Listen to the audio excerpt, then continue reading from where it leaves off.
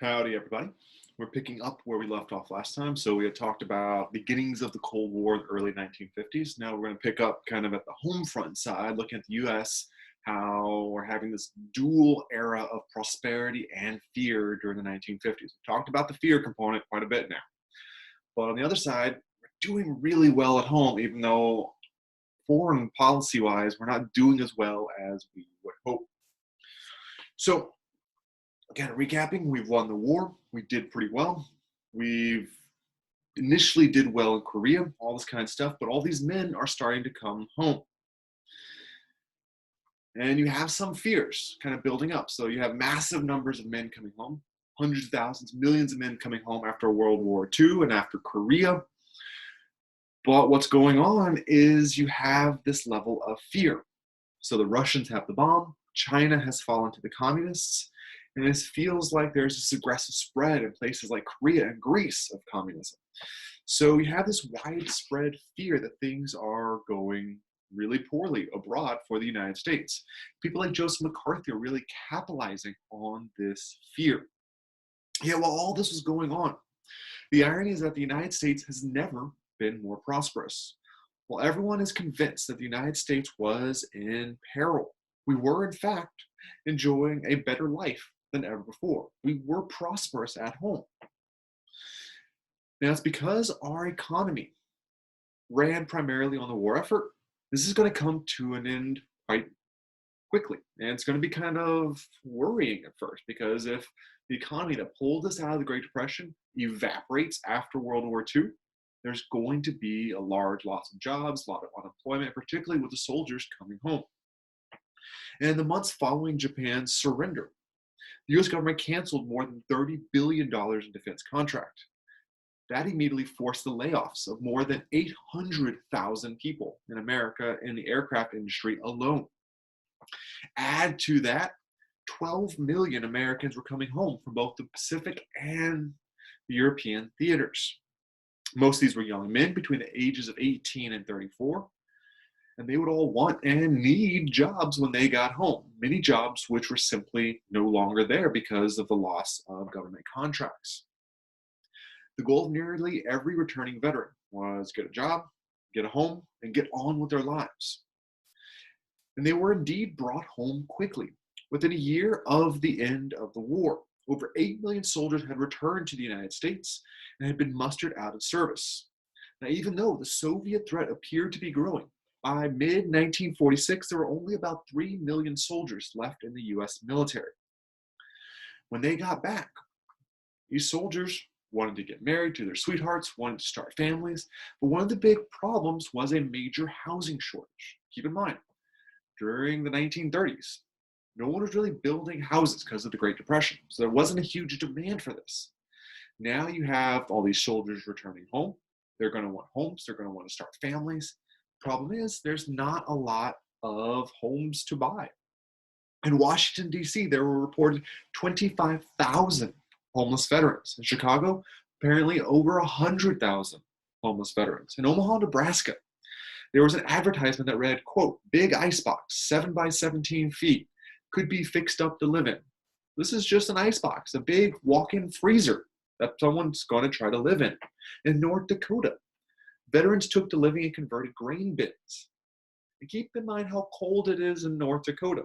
Try riding out 35 degrees below zero in a grain bin with just corrugated steel, corrugated sheet metal to keep you warm. Not ideal.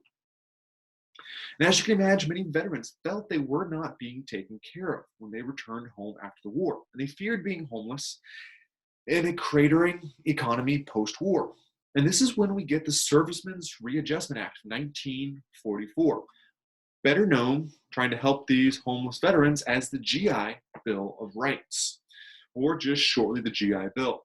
Now this GI Bill is going to do two major things. One, it's going to provide a college education for the soldiers that want it, and it's going to help soldiers buy homes of their own. Now, it does several other things, but these are the two most influential aspects of this GI Bill.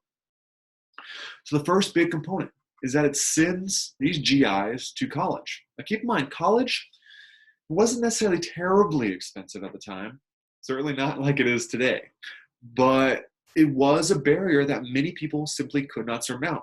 It was not necessary in many aspects of life, but with this GI Bill, college is going to be democratized. It's going to be opened up to a vast number of people that may never have been able to go before. This is going to build a highly educated workforce in the United States, and it would change the US's role in the global economy. This allowed millions of veterans to go to college. And in the process, it's going to transform the American university system into one of the best university systems in the world. Before World War II, Germany had the best. After World War II, it's going to be the US. And we still really do have one of the best, if not the best, university systems in the United States. And what's even more important, these GIs turned out to be great students. Keep in mind, you've had two alternatives in their life: fight a war or go to college. They're going to go to college. They know what the alternative was. They're going to be dedicated, hardworking, diligent students.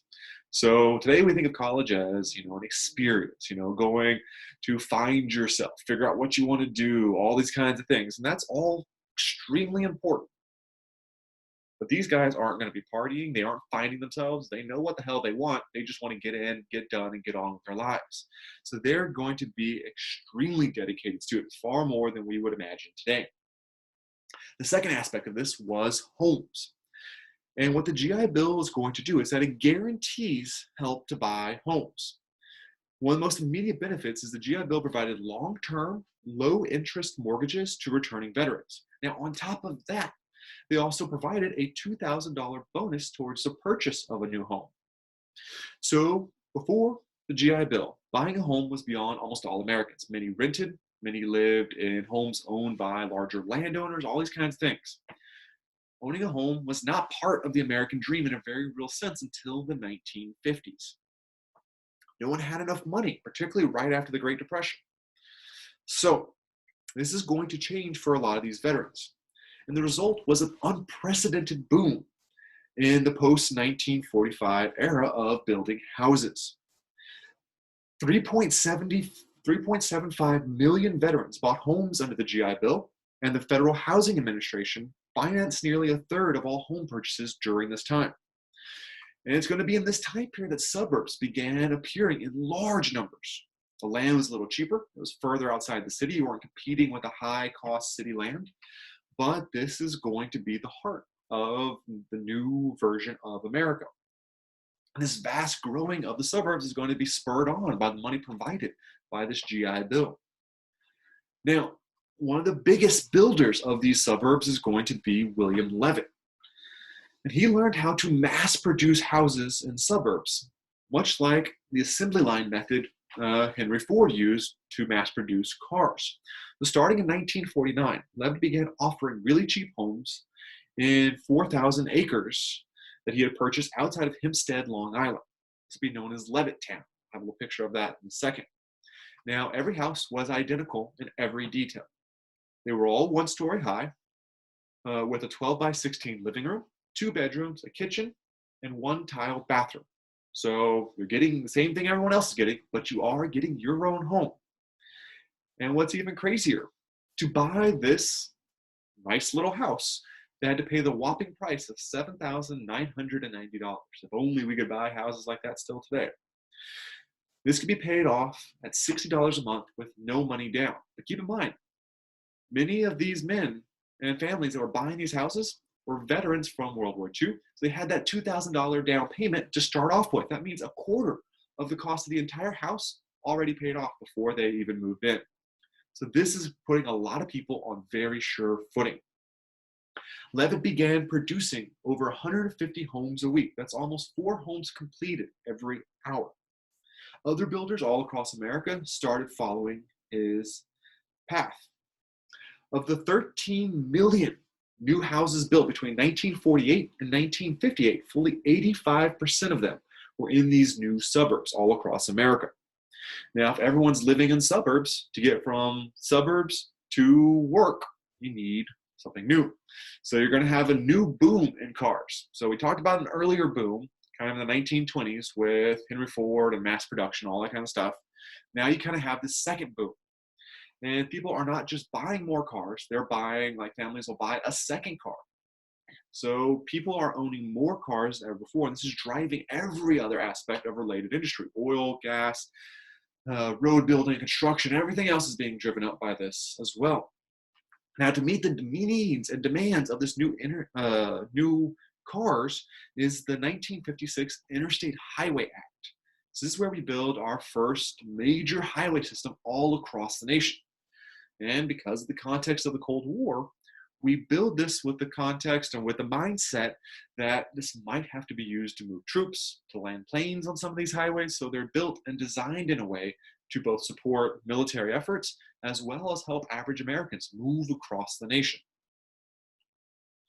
Now, as these people are traveling, after having spent 32 billion on over 41,000 miles of new roads, Americans are going to be buying new things. You're able to travel, you're able to go get things, you have a new house, you got to fill that house with a lot of new stuff. So you have this new wave of consumerism in the United States. Now, the 1930s and the Great Depression created this kind of scarcity mindset, but the 1950s kind of turned that on its head, and now it's going to be a culture of consumption. So people are buying all kinds of stuff. Some of it very useful and necessary for the home. Some of it is crap. And just like today, we buy a lot of crap in our lives. But what makes it more affordable for more people, or at least makes people think it's more affordable, is the beginning of credit, particularly credit cards. The Diners Club card is the first of these credit cards. Now, initially, it's geared towards high-income, active businessmen that are traveling across the nation that don't want to necessarily carry cash, so they use this card, pay for other stuff while they travel, and they pay it off when they get home. And if it's used that way, it's great. But a lot of people started using their credit cards to buy things they couldn't afford.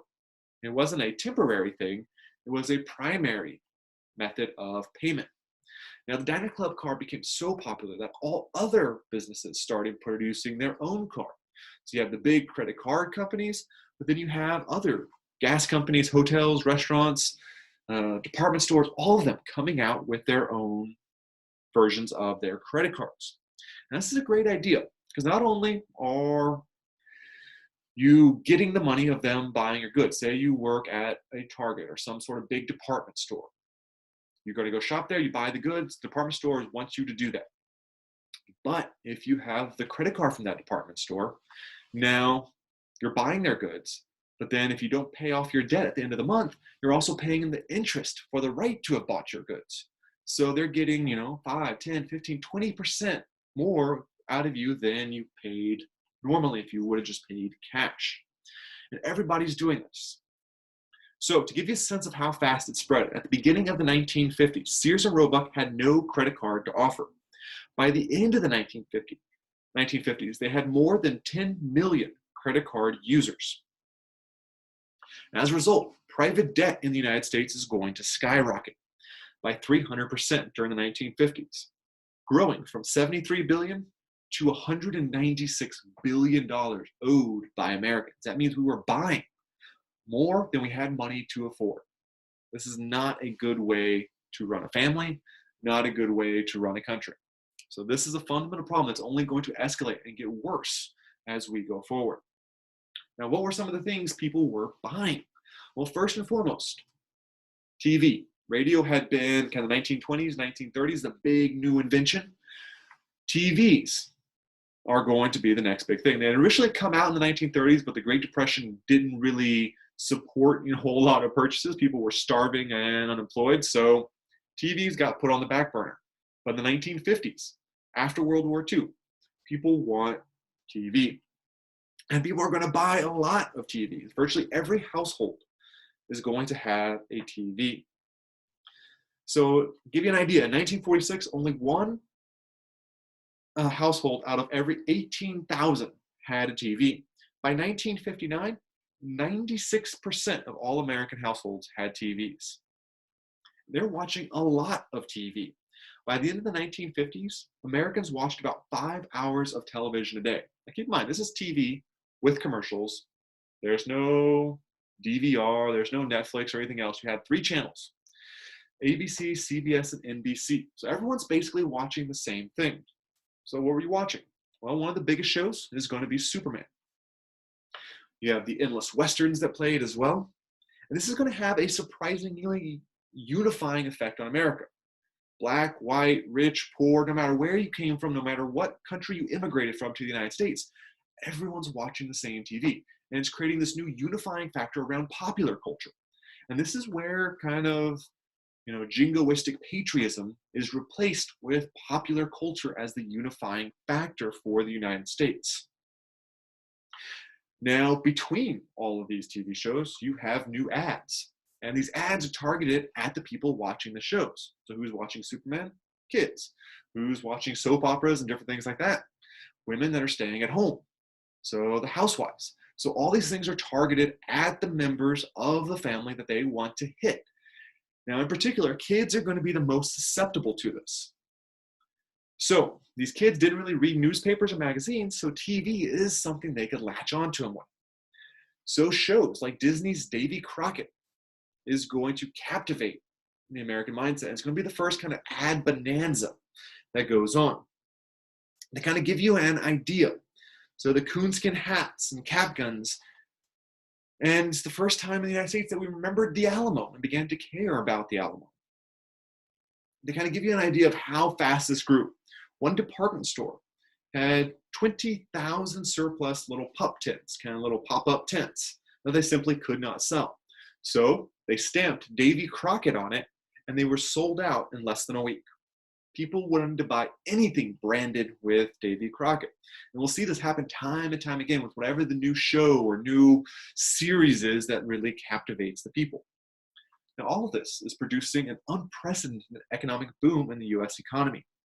Between 1940 and 1960, the national gross product, the GNP, or the gross national product, grew and doubled from $227 billion a year to $488 billion a year. So this is massive growth during this time. 2 million women were working.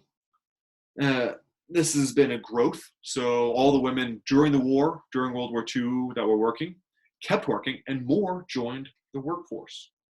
And what's even more amazing is while you have this massive economic growth, there's virtually no inflation. Inflation remained at about 1.5%. Now, you have a house, you've gotten married, you have stuff, you bought that house, you're feeling safe, your economy's growing. Families begin doing the logical thing. They begin having kids. So you have the baby boom. This is the boomer generation. So you're going to have massive number of marriages and babies. And Americans begin getting married younger and younger. 22 years old for men and 20 years old for women. And they're having more kids than ever before. They went from about 2.5 kids on average per family to 3.2. So instead of 2 kids, you're having 3 kids on average. Between 1940 and 1955, the United States experienced the largest population increase in its history, a 27% increase. 130 million people jumped to 167 million. Imagine that. We increased nearly a third in only 15 years. This is a lot of baby making these soldiers are doing when they get home. Now, the boom in babies reached its peak in 1957, when 4.3 million babies were born. That's about 1 baby being born every 7 seconds. This is going to happen for several reasons. So many couples, after the Great Depression, after World War II, were like, okay, all the bad stuff's behind us. We feel pretty safe. We feel good having a family. They didn't want to have babies during the war. They didn't want to have babies during the Depression, but now they finally are ready. They feel safe. Economic prosperity is making them feel willing to do it. And new medical advances are making it safer for kids to grow up. In particular, one of the biggest targets and challenges for children was polio. Now, unbeknownst to many Americans, is FDR had polio, and he was all but crippled by it. This is why many of his pictures, you'll see him sitting in like a chair or something else with a blanket covering up the wheels of his wheelchair, or when he did stand, it was usually holding on to someone's arm. He was wearing metal leg braces that were hidden by his pants. So he found ways to kind of hide it from the American people. But polio was one of the biggest striking points for one of the biggest hazards for many American children. To give you an idea, between 1947 and 1951, 39 million Americans were hit by polio every single year. Some of them might be minor, where it was just a small kind of inconvenience. Others could be fully handicapped and incapacitated by the disease. However, in 1955, the first polio vaccine was developed and was soon put into widespread use. By 1960, only 5 years later, polio had been virtually wiped out in the United States. It's truly astonishing what this has done. Now, we kind of take for granted today what these vaccines did, the fact that they wiped out many of these diseases, at least in the United States. So vaccines played a crucial role in the growth and development of the United States. Now, one of the most iconic places during the 1950s for America is, of course, Disneyland. This encapsulates every aspect of the 1950s in a really clear and very kind of succinct way. Now, Disneyland opened its doors in 1955 in Anaheim, California. It's the brainchild of Walt Disney, who wanted to build a place for the American family of the 1950s. It cost about $17 million to build and was the first modern mass theme park. It was also an instant success with over 1 million visitors in the first 6 months. And Disneyland embodied kind of every aspect of the many trends of the 1950s. It was set in the suburbs in Anaheim, in Orange County, just outside of LA, for his new project. It was built rapidly. It only took a year to build the entire park. And when asked, how did you build it so quickly? Walt Disney said, well, we used every single day in that year, working around the clock, trying to get this done. These rapid building techniques of the 1950s impacted it. You have the growth of TV. Now, when you watch one of the Disney shows, there's an ad running for Disneyland. Kids see that. They're going to push their parents to want to go. You have the growth of cars and highways. So over 40% of the people that came to Disneyland were from outside of California. So that means they had to drive there most of the time. This promoted a new common America. It was mass-produced, homogenous experience all the way around. Kids loved it, their parents loved it, everybody loved it. And it combined a nostalgia for the past, kind of like the Main Street aspect of the park, kind of main old school Main Street down the middle of the park, but it also had this excitement about the future, kind of Tomorrowland section of the park, and captured the mood of post-war America, where we were kind of nostalgic for the past, but optimistic for the future. And Disneyland came to personify so much of America at the time. To give you an example, when the Soviet premier, Nikita Khrushchev, spent 13 days in the United States in 1959, he made only 2 requests. 1, he wanted to go to Disneyland, and 2, he wanted to meet John Wayne. Unfortunately, due to the tensions of the Cold War and security concerns, he was denied his trip to Disneyland. So even the leader of communist Russia wanted to go to Disneyland. So America is booming, but we still have this underlying fear. And this is where Americans struggle. They see themselves thriving and the economy is well. Everything is great at home. But they look abroad and things are going really bad. So McCarthy kind of manifested that fear. He had an appeal. People wanted to believe him, wanted him to have the solution because it rationalized what was going on, why things were going the way they were going. So you have a lot of fear. You have this fear of communism spreading around the world. The Russians had gotten the bomb. You had the fall of China to the communists. You had the Korean War and the separation of Korea into 2 parts. You had the case of Alger Hiss, Julius and Ethel Rosenberg, who allegedly gave our plans to the nuclear bombs to the Russians. You have the HUAC trials and the House Un-American Activities and everything else that's going along with this. And then worst of all, the Soviets beat us into space. They put Sputnik, the first satellite, into space. Now, we'll talk more about Sputnik and the space race a little later. But on October 4th, 1957, they launched the satellite Sputnik, called Russian for Little Traveler, into space. Now, all it really did was beep, but we knew it was up there. We could tune our radios to hear the beeping. We knew the Russians were overhead, and this terrified us. Now, reluctantly, Eisenhower is going to have to set up NASA to kind of combat and compete with this Russian force. Now, Eisenhower wasn't thrilled about it, but he put it into place, and this is going to begin kind of the first steps toward the space race. Now, if that's not bad enough, on January 1st of 1959, a young lawyer and revolutionary named Fidel Castro is going to lead a successful revolution against American-supported dictator Fulgencio Batista in Cuba. Now, this is a big problem. We liked Batista. Even though he was a dictator, he was our dictator. Now, when Castro took over, he tried to make peace with the United States. The United States did not like that he overthrew their preferred leader. So he went to the only other people who would help them, the Russians, and declared Cuba a communist country. Now, this is a lot more complicated than we have time to get into, but we basically helped push Castro into the arms, into the embrace of the Soviets. Now, the CIA is going to try to assassinate Castro. This is going to drive him further and further into opposing the United States. And all of this is going to spark another round of the Red Scare. And Americans really begin doing anything and everything to oppose communism in any little way they can. To kind of give you some ideas. Indiana required that professional boxers and wrestlers take a non-communist oath before entering the ring. So basically they're saying, in order to punch each other in the face, you have to swear you're not a communist. A New York town required their residents swear loyalty to the United States before they could get a fishing permit. Yes, they might be worried you're going to spread communism to the fish.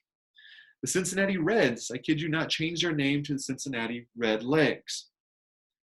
A member of the Indiana State Textbook Commission tried unsuccessfully to ban any mention of Robin Hood in their school curriculum, because Robin Hood was a socialist. He robbed from the rich and gave to the poor. He was clearly a communist of the worst order. This is all just hysteria. But things are going to get worse. We kind of came to a stalemate in Korea, but a new problem, Vietnam, which had also been split by Russia and the United States after World War II. They're going to have their own problems. So you have Ho Chi Minh, who had been resisting French occupation. So Vietnam had long been a French colony, and Ho Chi Minh had been fighting against the French, trying to liberate his people to create an autonomous, independent Vietnam. And he turned to the logical choice. He asked the United States for help to gain independence from their imperial masters. And it made sense to ask the United States. We had freed ourselves from the British long ago. We were supposed to be, the chief defender of independence and freedom and democracy. But we refused Ho Chi Minh. So he turned to his only other alternative, the communist nations of China and Russia. And they will begin backing and funding his opposition. Now, after World War II, the French came back to Vietnam, much to the chagrin of the Vietnamese. And things are starting to get more complicated. The French trying to re-subjugate, they come to the United States for help to reoccupy Vietnam, saying, if we don't occupy it, it's going to fall to communism, so you have to come help us. Now, the idea they're saying is what's called the domino effect. If Laos or Vietnam falls, every other Asian country will fall to communism as well. Now, I'm not saying that Laos or Vietnam is insignificant in the world scene, but at this point in time, they're not major world players. So even if they fell to communism, it was unlikely they were going to have a dramatic impact on the world policy. But at the time, this is what we feared. Remember, that NSC paper, number 68, clearly stated we would contain and fight communism at every turn, with military force, overwhelming military force when needed. Now, at the Battle of Dien Bien Phu, French military were getting their ass kicked by the North Vietnamese and the Viet Cong. They get bogged down. It's a huge defeat. The U.S. is kind of helping a little bit. We're not really involved. They call us in to kind of support and prop themselves up. And then the U.S. begins meddling in Vietnamese elections. So much as the Russians meddled in the Korean elections, which sparked the Korean War, this time the United States is going to meddle in the Vietnamese elections. We are going to rig the South Vietnam elections and put yeah, our own kind of American trained Vietnamese guy in charge. We sent about $200 million every year propping up our chosen leader in Vietnam. And it's going to be in this context that we are slowly dipping our toe into Vietnam. And slowly, by the time we get to Kennedy and Lyndon Baines Johnson, we'll have a much bigger escalation in Vietnam, leading eventually to what we understand as the Vietnam War. But we'll stop there for today. We'll pick up next time with Kennedy and Nixon and the rise of JFK and his role in the Cold War.